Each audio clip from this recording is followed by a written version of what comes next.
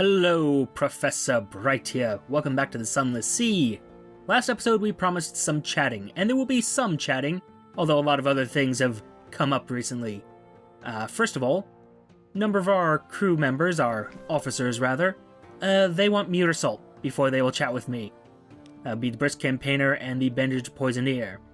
The Carnelian exile, she wants a searing enigma, which is very easy to get, as long as I make it all the way to Nuncio, which admittedly is my favorite island, so, you know, there is something to be said for going that away. But besides that, Failbetter Games saw fit to release certain DLC that used to be exclusive to Kickstarter backers, such as the Clattery Air. What? No, bad. Clattery Air. There we go. We can consider a specialist surgeon. She is staying at a respectable boarding house near the docks, and has made it known that she is available for work. I specialize in amputations. It's easy to acquire unwanted appendages at Z. And I mean, how could I not? Employ the Clattery Air. Her talents could be well employed on your vessel. Indeed. Welcome aboard. She comes with a bag full of knives and her own personal sharpening stone. Don't touch these. Don't let anyone else touch them. Oh, delightful. And also I love her design, little top hat, long red hair, my kind of thing. And more dangerously, shall we say, we have a visit from Mr. Sachs. We remember how this one went the first time. I mean, I could technically have him leave, but no. A visit from Mr. Sachs. Midnight. A presence dominates your lodgings. Its fur-trimmed robe is the red of blood on snow. Over your chair hangs a familiar brown sack, bulging with offerings. Londoners give generously to the crimson beast of winter, anything to be rid of it. The figure stares into the fireplace, smelling of soft musk and harsh ammonia. I require a sturdy vessel and a captain. Yours comes recommended.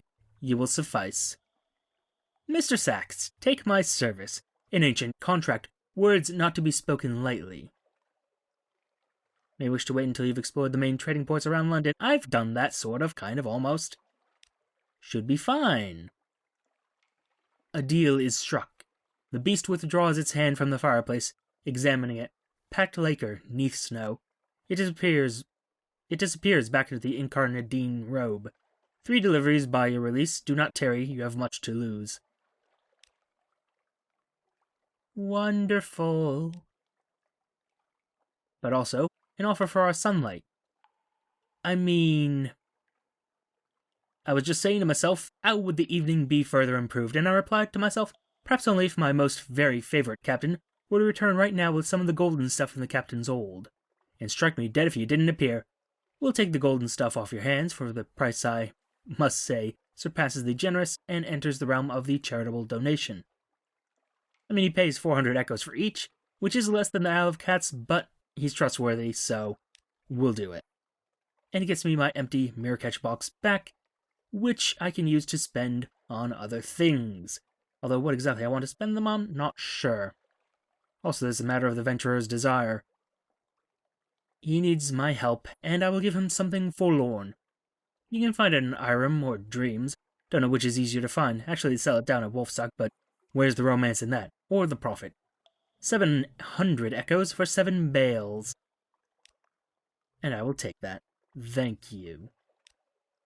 What else do you want now? Ivory and just more probable linen. I can do that easily enough. Now, let's start chatting. First, this one. Hello, what can I do for you? I have lists. Invite the cannoneer to dine with you. I've had enough to eat, thank you. Don't eat much, but I'd like to demonstrate some ideas I've had. Can you meet me on the afterdeck at 8 bells? Sure, why not? Flowers of Flame. The cannoneer has found ways to calibrate your weapons for additional death and explosions. When the smoke clears, however, it's impossible to deny that the risk and expense of most of these tricks is a little too great. Only a couple of minor modifications are safe to use. But do you know, the cannoneer says, squinting thoughtfully, reminds me of a story. The Iron and Misery Company were testing something, destroyed one of their outlying stations, destroyed it to bits. If you can find me the prototype, I can make it work for us. Can you take me to Demo Island? I used to know the factor there. He might talk.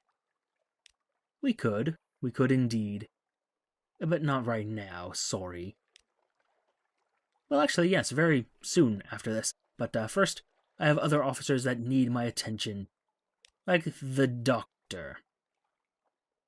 He is soft-voiced, courteous, rarely makes eye contact, but often stares at other people's eyes from afar. Mostly out of jealousy, I presume. But yes, we'll chat about politics, over roast lizard and cabbage in the Kaganian style. It's true I fell in with restless elements, the usual reasons, of course, watching the bazaar devour London year by year, the iniquities of the rich and the pities of the poor, but more than that, I thought London needed darkness. Do you know what I mean? I thought the city was safer in the dark. Do you understand me? I applied my arts to that end. If you do, I need say no more.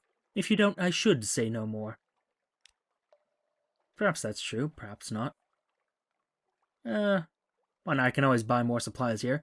We'll chat about science over a light dinner of Z-trout and bracket gruel. The nature of nature. Sunlight is, in certain senses, literally, quite literally, law. Without sunlight, the Earth would spin off into space, and the absence of sunlight down here means the absence of a dozen laws. Death operates unreliably, though more reliably on the Z, as you know. Geography is uncertain and shifting, and dreams... He had grown animated, now he seems distracted. He apologizes and composes himself. It was a particular interest of mine, luminosity, the anatomy of the eye, the many liberations of night. Excuse me, this gruel is a little too rich for my tastes. And a bit of wine to loosen his lips. There we are.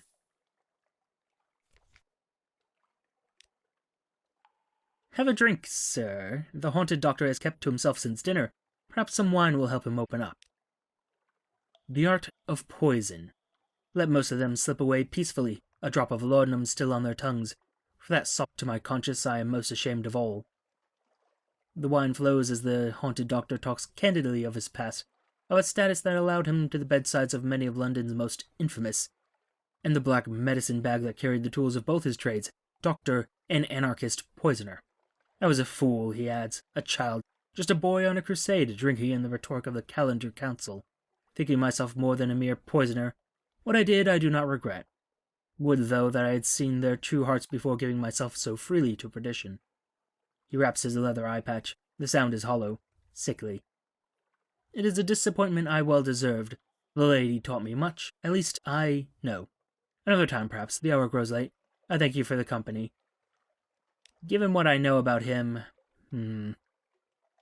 There are other concerns right now. In the service of Mr. Sachs, where is this first delivery, please? The creature calls for you. It's time to begin. Mr. Sachs is waiting, clutching what looks like a leg of lamb. The meat is rotten. The bone is well chewed. A fool sought a name that devours, it devoured him. A lifetime's wealth wasted on cravings that can never be sated. When all was eaten, he stripped the meat from his fingers in search of solace. Still the hunger gnawed and screamed in his belly. He thought this pitiful offering of poison might free him. Debts are not so easily paid. I'm inclined to go to Pigmont Isle this time, because I believe last time we went to the Khanate. Although it does mean possible problems for the cavies, but, well, not just the cavies, also the rats of Myrenia, but that's going into other details that we don't really care about right now. Oh, sorry, I almost forgot my other officers. I do still have a few of them. The plausible surgeon, I am positive I already spoke to you, but just in case. Hello, my dear, sit down carefully. Just let me tide away this implements. We don't want any carelessness now, do we? Ask after his desires and ambitions. He's travelled much, seen all manner of wound and malady, but is there anything left for him to discover, any place he wishes to go? The Shellonate, you know it? They collect corpses. He shifts in his seat. Vast, noble, complicated corpses. What I could learn, what I could see. My dearest Captain, if we ever find ourselves in the Shellonate, I do hope you might see fit to release me from our arrangement. And I will, I'm sure. Possibly, maybe, probably not. More supplies, please. Yes, thank you. And replacement fuel for the fuel we lost because of this fellow. Actually, you know what? I have enough money. I could probably just... I mean, really, what else am I going to spend the money on? Who knows? Never know when there might be something that needs my funding. And you, sir. Yes, now is good. Thank you. Invite him to dine with you. He has an admirable appetite for so slight a fellow. Forgetfulness. Seconds, then thirds, disappear in small, hasty morsels. He is nervous, and not a gifted conversationalist. You do your best to plug the silence. When you ask about his past, he winces. I can't say, Captain. This, he taps the livid sigil on his temple, which twitches like a scorpion's sting, has burned away my memories. I recall I have a brother, but not his name or where he is. I remember the names of the ships I've served on, the Implicit, the Bonnie Swan, but not their crew. How did he come by the sigil? He clutches his head. I don't know. Thinking about it is like fire in my skull. He grits his teeth. Someone must have hated me very much to curse me with it, but I can't even remember my enemy. Oh, you. Some of these stories are very sad once you actually know the ending, or at least a potential ending. Captain, my sleep is riddled with dreams, Captain. Dreams of bells and candles. A destination, he paces the deck. I see a lonely house lit by tallow and wick. A bell is ringing. It rings now, do you hear it? He scratches at the sigil which has begun to bleed. You know this place, Captain. Can I plot a course? A place of candles and bells, the Chapel of Lights. A northern church where no sin is too terrible. Indeed. In the clattery air, you're brand new as far as I'm concerned, so hi. What's going on with you? You know, I have never actually had an affair with any of our crew members. I might... Right now, she works with 2 scalpels at a time, or with a scalpel and a tined instrument pinning open the flesh she's working on.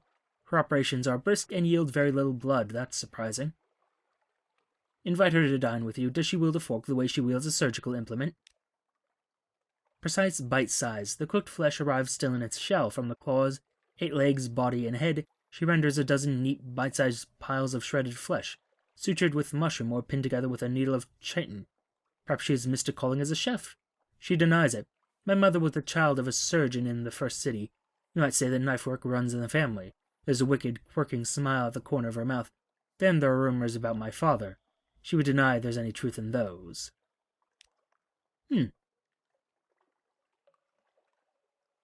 I mean, tempting, but not yet. We have other concerns right now. Other potentially deadly concerns. Oh, and that was my new recruit gone. Oh well. Yes, that was incredibly time-consuming. But some of it we can actually sort of work with now. We could go to Demo's Island and the Chapel of Lights and just do a northerly trip, rather. Or at least get it started. Because I do want to get a few of these stories going, because his gets us a great weapon that I want on this ship. Then there's, well, actually, no, not gonna worry about that.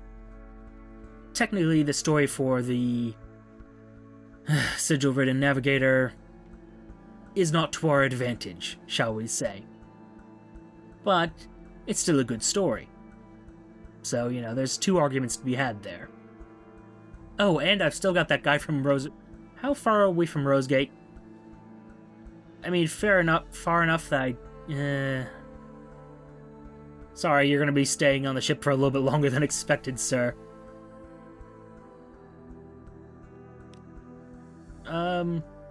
No, why would I? Oh, because it's still an option of ours. Okay, fine, whatever. They aren't receiving visitors. Well, that's fine, I don't really care. Still need my claymen. Someday, just not today. Anyhow, Demo's Island is where we're headed. And then I guess just further north to the Chapel of Lights, then to Irem, and then south. Well, actually, we do have to go to Pigmote Isle, which is a great excuse for me to go back to Rosegate. Yep, that's what we're doing. Who cares about the sigil-ridden navigator? Nobody likes him anyway. Well, I like him, but, I mean, at the same time, once you actually know what's going on with him, not quite as fond of him as I was before. I'm a hypocrite like that.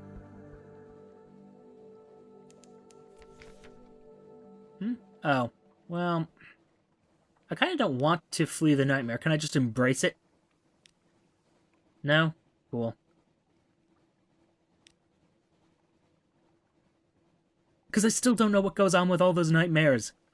And it's kind of frustrating. It's like a whole storyline that is cut off from me. Because I have too much in the way of hearts. Annoying. But there it is. Also, lights out, please. Thank you. Demo's Island. Yeah, we're still in the service of him. I don't really know. I'm not going to do anything there. Hello. A bandaged funger. One of the funging? I'm going to go with funging from here on out. One of the funging workers is watching your crew and watching the clattery air especially. What does he want? Whispered confidences. The tomb colonist draws you a little way away from the clattery air. Don't tell her you met me, he says in hoarse rasp. Her mother cut my voice. Hoped to fix it so I wouldn't be able to look for my daughter. So I wouldn't want to. He wheezes. Didn't work. Operation's never completely effective. Need to know my daughter's well, happy, finding enough patients, getting enough to eat, and so forth. In exchange for the simplest news, he explains himself. I'm her father, he says. Ordinary engineer. Not the sort of parent she would want. Oh. Compile report. That's interesting. So we found her father, and he's just an ordinary person. It would help if I actually knew what clattery meant. But, no, we'll just leave that for now. Won't talk to her about that just yet. Bargain with the Factor for a secret. The irrepressible cannoneer is convinced that the Factor knows more about a weapon, the company's terrible prototype. You'll need a bribe, it's only fair. Unfortunately, I have one. A shared and sordid past. Even with the bribe, the Factor is reluctant to talk, but it seems the cannoneer knew him in the old days, and he's even more reluctant to have the cannoneer talk about the old days. Finally, he gives in. It was a place called Estival, do you know it? It's, a striking place. You wouldn't believe me if I told you. It's east, a long way east. We took it off all the maps. Not that maps last a Z anyway, that's all I know. Now, shall we let the past lie where it fell? We could. And we will. Gather some supplies. Get some more terror in you. Well, that'll do for now. Don't want to get too terrified, because I do, need to actually make it back to London eventually. I'm going to be going to Rosegate and then Pigmont Isle. It's a bit of an inefficient route, but what can I say? It's more or less what needs to be done. Hi, friend. Hi. How you doing? What's up? So, how's it going? Oh, look, something bad happened to you. Oh, that's such a shame. Extra fuel. Not terribly worth it, but I'll take it. Now, if we could just get rid of this little spot on the map. Come on. There we go. Yeah, flee the nightmare if we must. Yeah, we got rid of the nightmare. Is it great? Yeah, okay. Sigh of depression. Because I never get to be terrorized by nightmares. Oh, woe is me. Let's go under the Z. Porque non.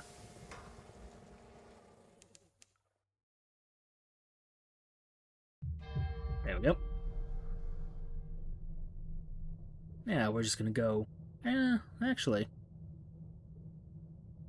Yeah, we'll just go past Rack. Now we're gonna stop at Rack, because, why not, At least get a report, see what's going on there. Then onward to Rosegate, because I really want to get that guy off my ship. Because, he's been on here long enough. It's past time for him to go. Oh, you are not what I thought you were at all. Hi, I see. So I'm gonna have to destroy you. Nothing personal, but it's what needs to be done.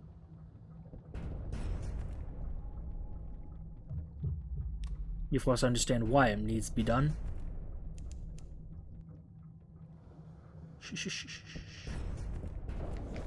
There we go. Just destroy them utterly. Yay. Isn't that lovely? So, as we were saying previously, let's... Oh, a light ship. Yes, of course. Was wondering what that little port on my map would be. It's gotta be a light ship of some kind.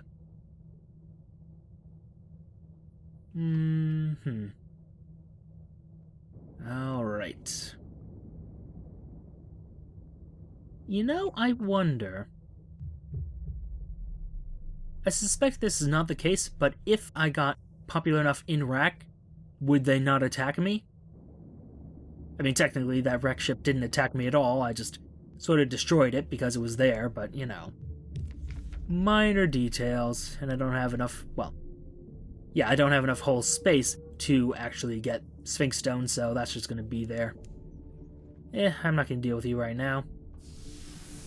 Let me just head on up. Oh, look, another wreck ship. With your sentient weed. No. We're just gonna get our little port report from here. Nothing more. Also, refill that oxygen. Just a little bit. It's possible I'll find a use for it. Just barely possible. Yeah. Port report. Salt. Dissolution, etc.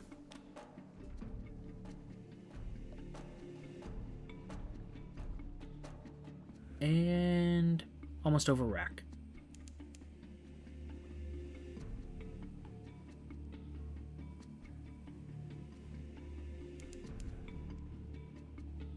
Eventually we'll be over rack. Someday. Still can't dive, really? Really?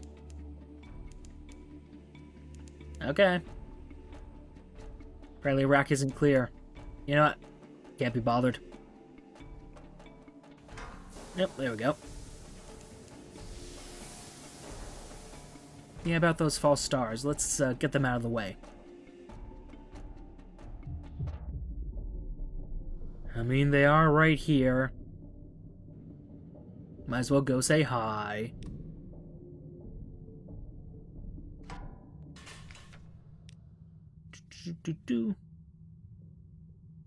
Oh? Provide for a disgraced tether priest, so he may provide for you. There's a gluttonous priest of the Wrecker's Void who lost his ability to experience tether after carelessly letting it touch his hand. Now he goes to debasing lengths to experience another vision. That doesn't quite make sense, but okay. Have some honey. Blue skies. It's not difficult to find a private cabin. The Wreckers avoid him already. When you present him with the honey, he snatches it from your hands and slurps it down. He crumbles onto the floor, eyes glazing, his voracious bites turning into stupid nibbles. A jar full of tether rolls out of his robe pocket right before he vanishes bodily. Bringing the jar full of tether to the severe chemist, who waits on the other shroom. Okay, so that happens.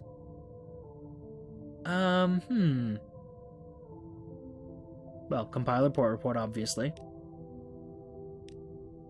Go wrecking to Guider's Morn. Wonderful. And, yeah, what's the state of the city?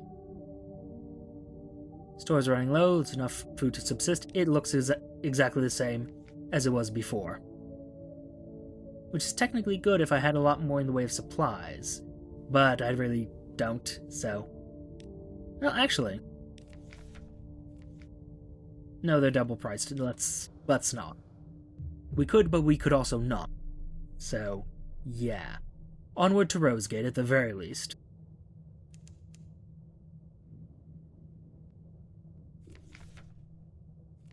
Wait, I did... What am I talking about? I already got rid of him, didn't I? No, I didn't. Okay. Sorry, for a moment I thought I'd already delivered the crate, but Why does this all seem familiar? Look, I looked at my journal. Go down to Rosegate. Fate of a cigar. You're delivering the dogged apprentice, His rumbling crate to Rosegate. Everyone has a dream. Why do I feel like I've been back here already? I don't know, must be a glitch in my brain or something. I don't know. Whatever. We're back at Rosegate. So, we're gonna witness a reunion. The crotchety tobacconist bends over the shop counter, anointing a large sheet of paper. He glances up at the dogged apprentice and bites down on his cigar. His face is blackened with soot. Last batch blew up on me. Welcome back. A man's hope. The crotchety tobacconist reaches across the counter to shake your hand. Our patron has forsaken us. He's only interested in his project to the south. Left my apprentice to starve, and he hasn't arranged the delivery of the materials I require. I've run out of rubies to try to convince him otherwise, which makes your intervention all the more propitious. Not sure how to pronounce. He puffs a great ring of smoke into the air above your head. Takes several moments for the halo to disperse. Captain, we're on the verge of a tremendous breakthrough. I'm about to create something beautiful, something noble, a cigar which will burn underwater. I think I finally found the right mixture. He taps the sheet on his counter. It is covered in incomprehensible scrawling, equations beyond the mathematical. 3 flavors, something robust, something bitter, and something luscious. Once I have them, I can finally complete it.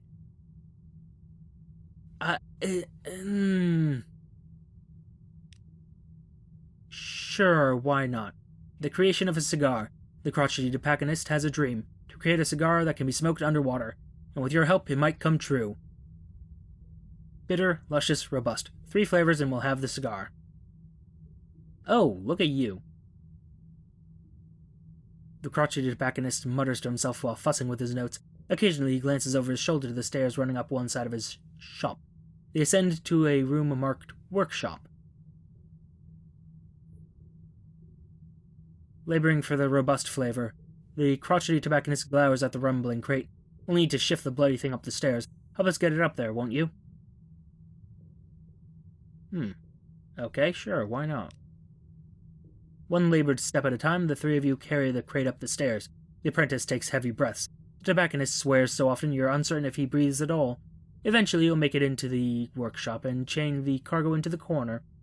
You unfinished bastard? The tobacconist huffs, stretching his back. We've got you now. I'm sorry, what? It's a clayman? You put an unfinished clayman into... Okay, you know what? Not gonna question. Delicate workshop tools won't do for a flavor like this, the tobacconist says. I'll need to make some new ones. Can you bring me some particularly sturdy materials? Sure, why not? Would have been nice to know about this beforehand, but hey, that's fine. You could have just told me, hey, I'm gonna need you to collect these items, but no. That's fine. I mean, I'm joking, obviously. I'm not sure this is one of my well-liked storylines, but it is one that interests me. Also, the idea of a cigar that you can just smoke underwater. That's your life's work. Really? Perfect. Anyway, next episode, we're gonna go to Pigmont Isle, and we're gonna serve Mr. Sachs. God, I hope he doesn't kill all those rats and guinea pigs, but can't guarantee that, and at the end of the day, need to experience new things. But for now, thank you for your time. Note the like, comment, and subscribe buttons below. Use them responsibly, and I will see you all soon.